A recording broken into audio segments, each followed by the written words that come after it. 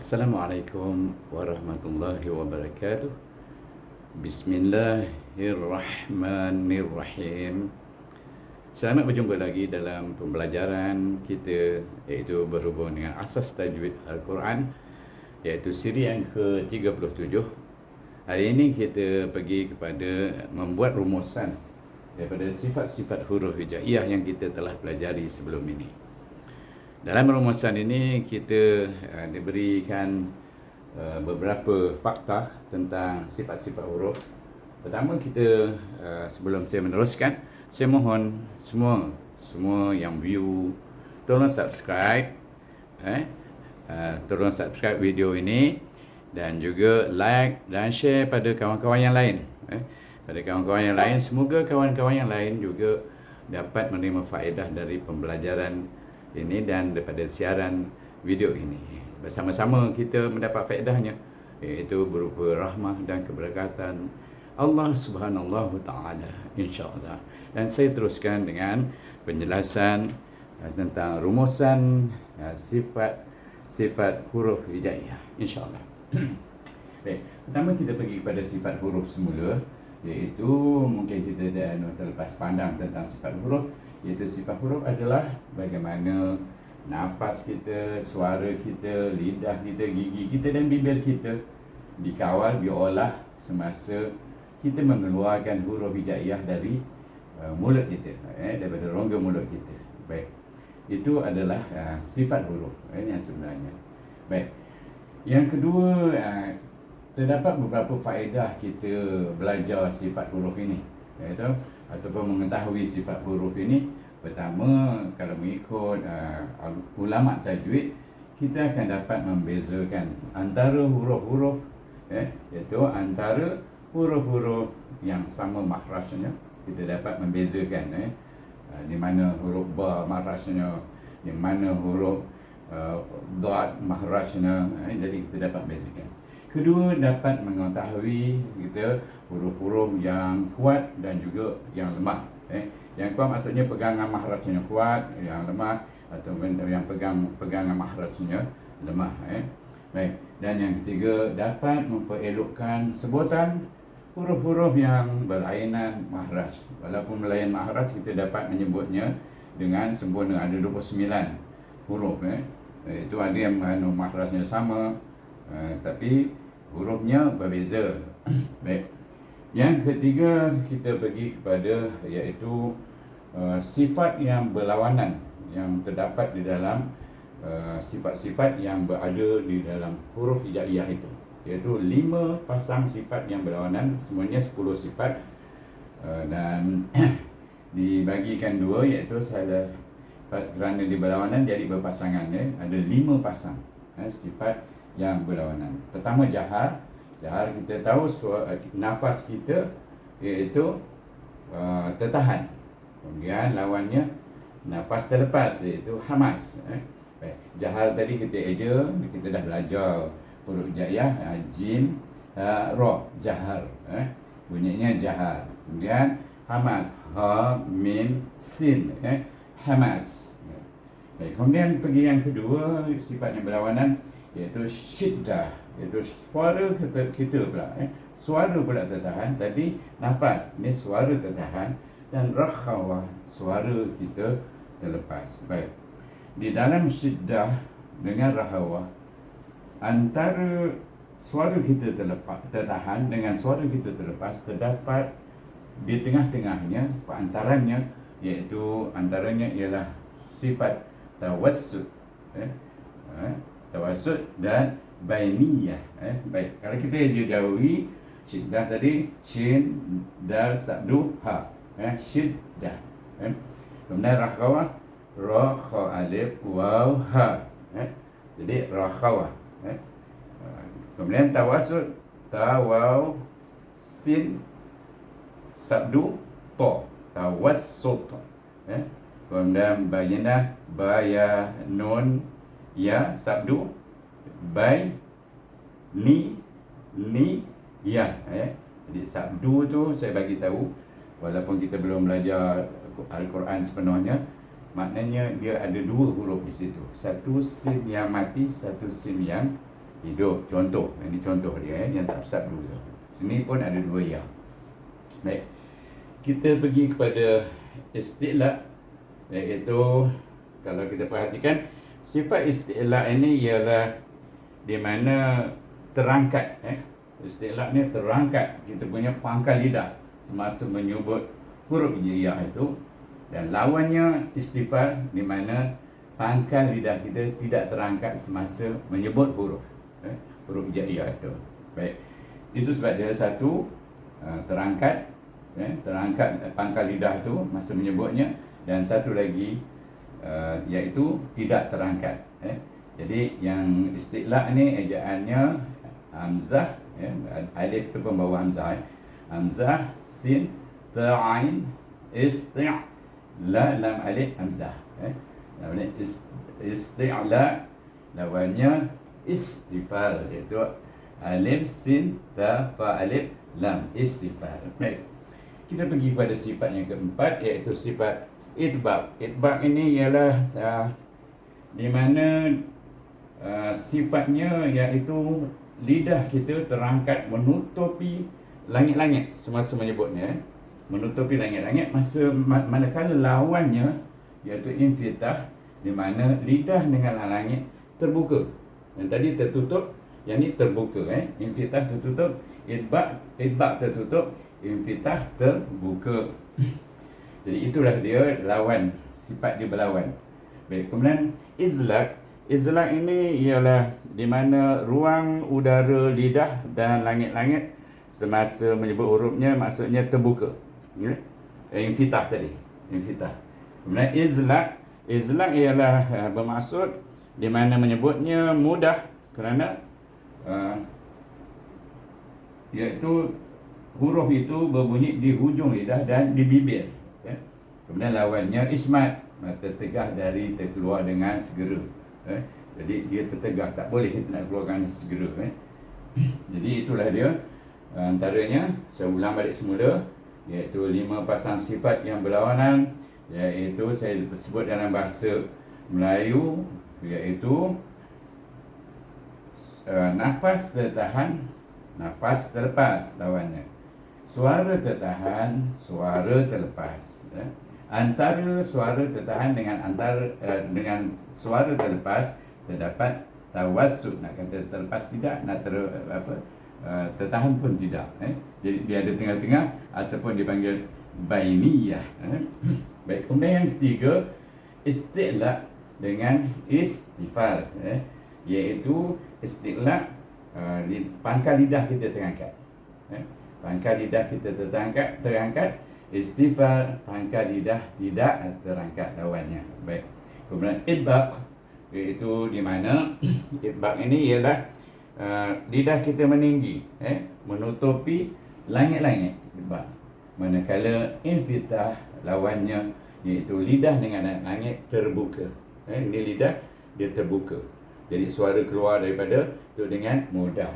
Baik. Idbaq ialah tertutup lidah ni naik ke langit-langit. Gitu. Baik. Kemudian izlaq. Izlaq ini kalau lawannya ialah ismat. Dia dengan mudah keluar, iaitu huruf itu mudah keluar di hujung lidah dan menggunakan bibir saja. Manakala ismat dia tertegah, huruf itu dari terkeluar dengan segera.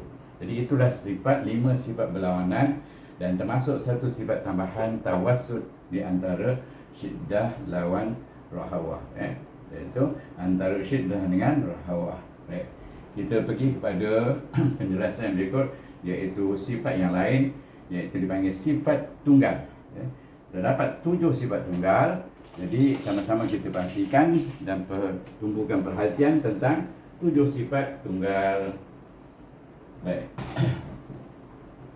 Saya tunjukkan yang keempat ialah tentang 7 sifat tunggal. 7 sifat tunggal ini perhatikan. Yang pertama safil, iaitu ejanya sad, fa, ya, ra. Safil hurufnya apa? Iaitu sad, sin, zai. Apa maksud safil? Maksudnya apabila menyebut huruf 3 huruf ini, dia berdesir bunyinya. Sin, sad, Zai, berdesir macam haiwan ataupun macam unggas bunyinya. Baik. Yang kedua ialah qalqalah. Qalqalah, sifat qalqalah ini ejaan dulu saya bagi tahu. Qaf lam ha. Qalah. Jadi hurufnya yang ada 5, iaitu qaf, ta, dal, jim, ba. Ingat tu 5 saja huruf qalqalah.